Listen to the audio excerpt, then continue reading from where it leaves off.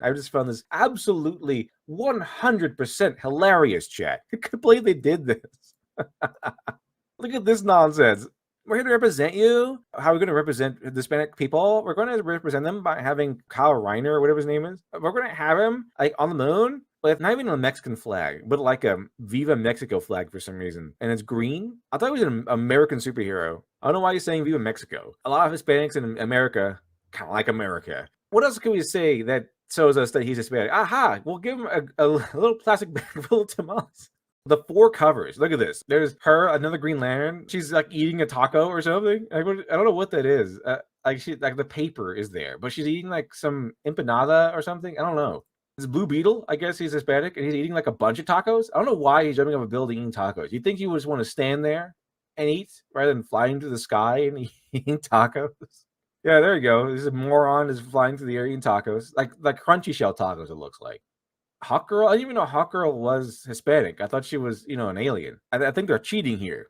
The theory has always been that this is not really like a grassroots kind of thing. It's a bunch of white women and probably white soy boys. And, they're all elitists. They all have pampered, cushy lives. And this whole representation movement and stuff like that, this whole touchy-feely, we need to represent people movement is being driven not by like organically. It's all being driven by white elitists. I think She-Hulk is probably the prime example of this. Like, oh my goodness, I get catcalled while you're sitting on a bench with anti-homeless people devices on it. Like, I'm pretty sure being catcalled is not the worst thing in the world. I'm pretty sure the worst thing, especially considering that you are acknowledging homelessness in your promo picture. I'm pretty sure the homeless people would rather be catcalled and then have like a high-paying job, a really cool apartment, a car, all this money and stuff like that. I'm pretty sure they'd rather get catcalled and have all that stuff rather than having to barely sleep on a bench or wondering where they're going to sleep next, out in the open, enduring the weather. I'm pretty sure they would make that trade in an instant. I'm pretty sure there's worse things than being catcalled. This really shows us, really shows us a big point of proof that this movement is being done by rich, spoiled, white elitists who are trying to chastise us and wave their fingers in our faces as if they know everything when they know less than we do. They're basically just grown children. That's it. It's always been the conjecture because it's like every time they write a representation character, it's always been like a stereotype. And if they don't follow the stereotype, they're not actual representatives because they think the stereotype is real. They think the stereotype is the only way it has to go. Because actually, I read the stereotype. I was watching movies of Mexicans and like they're all like this. They all wear like ponchos and sombreros. Like, I'm pretty sure these type of people who go to France and be shocked that not everyone in France is wearing the black and white striped shirt with the beret. I'm pretty sure they're like, whoa, not everyone is wearing a beret here. They don't have like constant waves of wine and cheese. I'm pretty sure they'd be shocked by that, but they're also so narcissistic and prideful and self-absorbed that they're like, you are not real French people. They'd be shocked that that's not the case. They're so self-absorbed enough that they can't be wrong. It can't be wrong about how they perceive French people for years. So it has to be that you're all not French. You're not real French people. Real French people have a beret on, okay, and a striped shirt, and they eat tons of wine and cheese. So that's always been the conjecture to me. Every single character they've done has always been some flamboyant stereotype. They can only write the flamboyant, soft, gay guy, even though there are gay men who are like more masculine. They don't have to be like the extreme flamboyant type. Every single black guy they write has to be from like the street. They have to be from the ghetto or something. They all have to be, oh man, the cops are always after me. Like, not really. Not every black guy is from the ghetto. Not everyone. The ghetto is really more like a class thing rather than a race thing. Pretty sure they have never been to the ghetto. I have. I've walked there several times because of jobs and stuff. I've talked to people there. There are a lot of good mix of people there. There's black people, yes, but there's also white people and there's also Hispanic people there.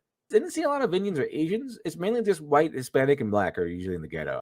More of a class thing. If you're black, they'll meet you and they'll assume you're from the ghetto and they'll assume you're oppressed. That's it. What these 4 covers prove to me is that this is true. The conjecture that this is pushed and done by rich white elitists who have no idea, who have never intermerged or intermingled with anyone outside of their Californian culture, it's true.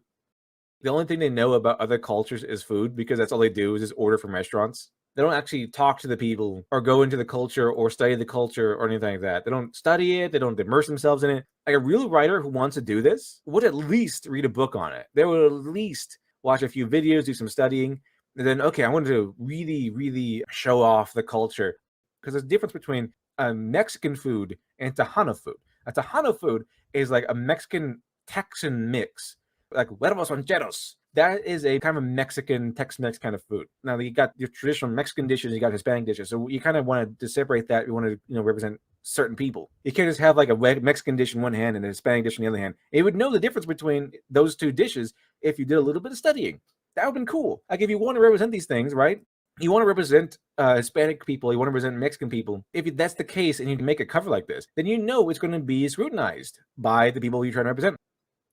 If you want a real exploration into the culture, watch Coco. It is fantastic. It's amazing. I've watched it so many times. Like it's really, really good. Peak exploration to the culture. You want to see a glimpse of the culture? Go with Coco. Everything is there. The attitude of the people, their perceptions, everything is there. Everything. Even the attitude of the grandma. Like her attitude, peak Hispanic Mexican lady. Everything about her. Everything. Every single thing. The family, spot on. There's my uncle. There's my family. There they are. It's fantastic. Coco is a really good example. They know the culture. These people who made the covers obviously don't, but think they do and want applause for it.